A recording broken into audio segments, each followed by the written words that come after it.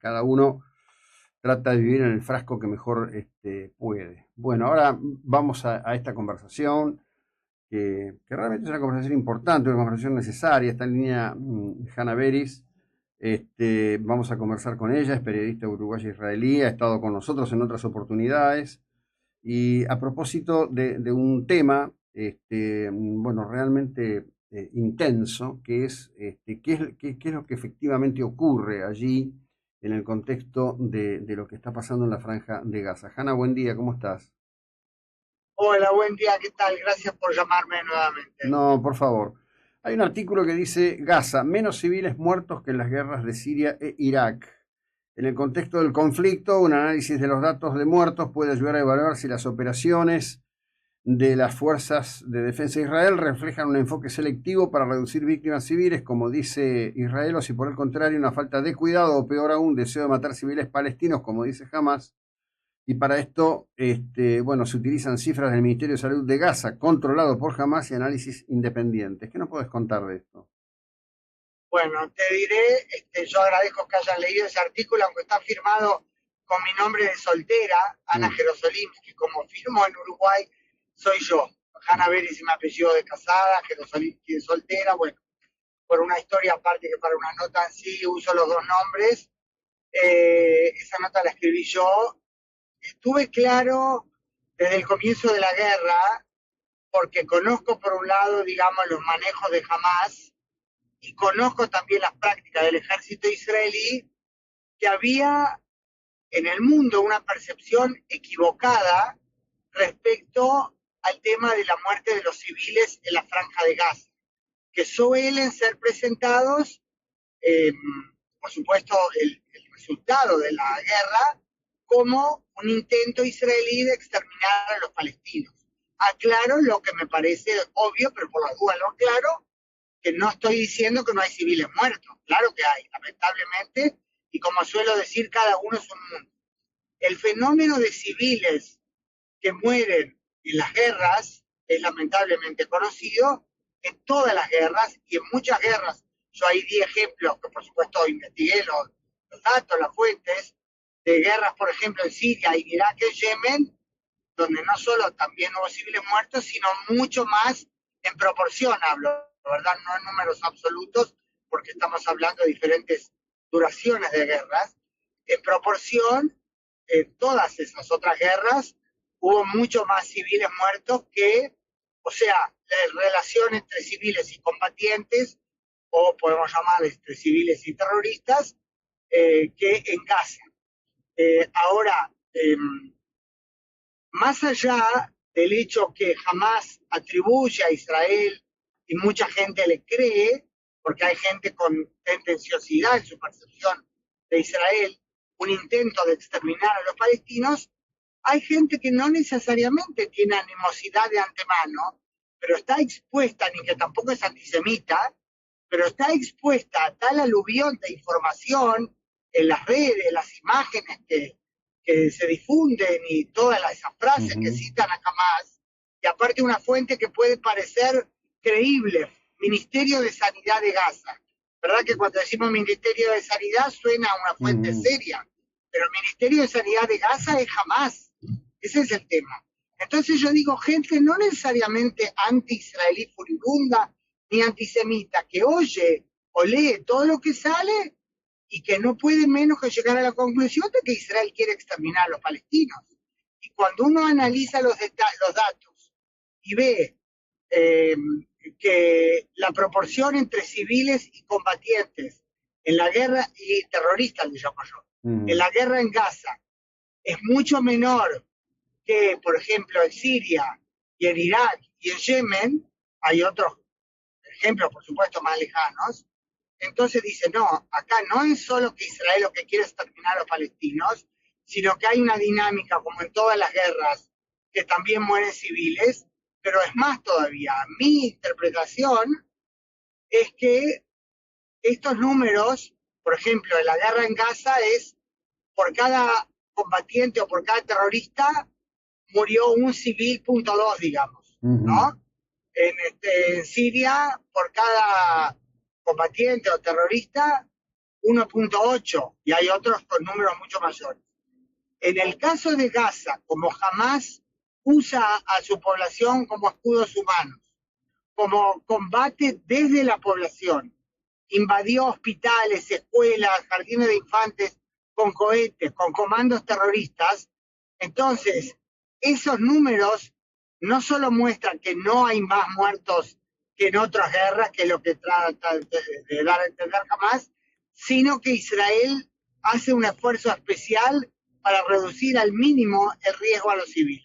Hay mucho más, pero ya me extendí en esta respuesta, así que por favor, Sí. pregunta lo que quieras. No, bueno, justamente me parece que este es un punto central. Yo he tenido, gracias al trabajo del colega Daniel Lehrer, mucho dato de lo que está pasando en Siria. Hay algunos videos que son tremendos. Sinceramente, evito ponerlos en el streaming porque son de una violencia absoluta, absoluta y total, Claro. donde la población drusa está siendo vilmente asesinada. Además, los propios asesinos, tal como ocurrió en el pogromo del 7 de octubre de 2023, hacen expresa divulgación de lo mismo. Es decir, son asesinos que no necesitan de pruebas, son asesinos confesos.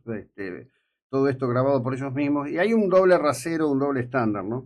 Al inicio de las acciones en la franja, yo cité muchas veces acá para la audiencia los datos de lo que fueron las víctimas civiles del famoso día D, el Día de la Liberación. La población de la Normandía francesa no tiene mucho con alegría para recordar porque murieron, se estima, más de 30.000 civiles. La guerra es un horror y hay consecuencias directas del horror de la guerra. Lo que sí me parece, y lo cité contigo en una charla anterior, es que evidentemente el sesgo inclusive llega a países que tienen una relación fuerte y positiva con Israel. Por ejemplo, hoy la Deutsche Welle dice, en más de 22 meses de ofensiva israelí en Gaza han muerto más cooperantes que en cualquier conflicto previo. Es una mentira absoluta, pero claro, ese es el tema. Pero ¿cuál es el origen? Claro. ¿Cuál es la fuente? La Media Luna Roja Palestina. ¿Quién la controla? Jamás. Sí, imagínate. Ahora la pregunta es, todos estos, ¿no? La Deutsche Welle, la BBC, el New York Times, ¿no saben lo que vos y yo sabemos? ¿No saben lo que este periodista en Mar del Plata, a 400 kilómetros de Buenos Aires y miles de kilómetros del territorio, advierte? Eso es lo que me pone fuera de eje. Con bueno, mira, evidentemente debe haber periodistas no profesionales que no averiguan y que con ligereza, inclusive sin dar nombres, aunque ha habido la BBC y la CNN en más de una oportunidad, tuvieron que publicar disculpas, ¿verdad? Por cosas mal informadas. Pero digo, debe haber periodistas que a la ligera repiten cualquier cosa, aunque saben que el Ministerio de Sanidad de Gaza es Hamás. Estuvo el caso alevoso, ya no me acuerdo, creo que cuando hablamos la vez pasada lo mencionamos, de esa foto del niño de Muhammad, ¿verdad? Tal cual. Sacaría a la Yupi de que estaba tapa del New York Times. Después el desmentido fue un tuit chiquito, imagínate la diferencia, ¿no? Sí. Cuando ahí en el New York Times sabían que ese niño tenía una enfermedad de nacimiento y cortaron de la foto al hermanito que se veía, por suerte, lo más bien, porque él no estaba enfermo y que uno se muere de hambre y el otro no. O sea, hay, por un lado, periodistas irresponsables que publican algo a la ligera sin investigar cuando de fondo hay algo tan delicado. Hay quienes explícitamente o digamos implícitamente cometen un crimen porque publican algo, se hacen los que no saben y después después nos enteramos de que ya lo sabían, ¿verdad? Y hay quienes realmente, yo no sé si es porque están en países donde hay creciente población musulmana, se sienten amedrentados, porque piensan que es hoy en día, ¿no? Que es lo correcto estar en esta ola de demonización de Israel, y realmente es alevoso. O sea, la información está ahí. Yo no me fui a una central de inteligencia súper, atómica, no sé, para hacer esta nota que hice. Sí, seguramente. ¿Sabes lo que es? Inteligencia artificial te puede dar muchas fuentes. Claro. Y eso que tomando como base un número es decir, el Ministerio de Sanidad, partiendo de la base que, bueno, digamos que es verdad lo que dicen, que murieron más de 60.000. No digo que es imposible, más de 60.000 en total. Pero jamás tiene esa práctica de no informar de sus hombres muertos. Siempre presenta como que son la mayoría mujeres y niños, y no es así. Bueno, de Y hecho, es un sí, tema realmente... como decís vos, si uno revisa la crónica, aparentemente los combatientes de Hamas se parecen más a un producto de Marvel, porque no mueren nunca. No hay, No, no hay, claro, ahí está. no hay registro de Yo me combatientes caídos. acuerdo, mira, yo me acuerdo en la guerra, lo que llamó en su momento el operativo Margen Protector, después de una de las peores épocas de lanzamiento de cohetes desde Gaza hacia el sur de Israel, Israel lanzó el operativo en aquel momento llamado Margen Protector, en el 2014 estoy hablando, porque había información sobre unas decenas de túneles que cruzaban de Gaza hacia Israel, ¿no? Israel destruyó muchos de ellos. Yo no sé si en ese momento no sabían la envergadura verdadera de todos los túneles que ahora sabemos llegaron a ser. Lo dice este gran escritor británico pro-israelí, Douglas Murray. Es más grande que el Underground de Londres, lo que llegaron a construir como 800 kilómetros de túneles. Israel lanzó ese operativo para destruyó como creo que eran 38 túneles, pero eso era una gota en el océano. Yo me acuerdo que en uno de los kibutzim, ¿no? Kibutzim en plural, Alumim creo que era, que fui a cubrir, a hablar con la gente, que fui a un jardín de infantes, ¿no? Y vino uno de los padres a buscar al hijito. Esas cosas humanas siempre para mí son las mejores notas. Y el padre vino con el arma colgada de la espalda, ¿no? Y yo empecé a hablar con él y digo, ¿qué estás en la reserva? Miluim es el servicio de reserva que, sabes, todos tienen que hacer cuando yo termino su servicio regular en el ejército, hasta determinada edad se va a cantidad determinada de tiempo por año porque hay que seguir aportando. Y él dijo, no, yo no, ahora no estoy, dice, en la reserva, pero ando con el arma por si se abre la tierra y sale un terrorista. Imagínate lo que es vivir así, ¿no? Y bueno, fue el 7 de octubre que superó todos los temores posibles, sí, ¿no? Sin duda, sin duda. El tema es que porque yo decía, cuando analizamos los números, según fuentes palestinas, según, digamos, de los números que dio el Ministerio de Sanidad palestino, la última lista que publicaron hasta el 31 de julio decíamos casi 61.000 muertos. Un poco antes, otra fuente también palestina había dado una lista de unos 58.000 y ahí decía que aproximadamente el 50% de los muertos eran hombres adultos. Por supuesto que sea hombre adulto no quiere decir hombre, pero perdón, no adulto, me refiero no menores de edad. Hay dos temas ahí. La mayoría, cerca del 50%, entre 49.7 creo que era, y 52 y algo por ciento, eran hombres de esa edad. Ahora, por un lado, puede haber menores de edad que actúan en filas de la organización terrorista, y por otro lado está claro que no todos los hombres en edad de combatir son terroristas, ¿no? Claro, por supuesto que hay temas que hay cierta que es imposible determinar en forma tajante los números.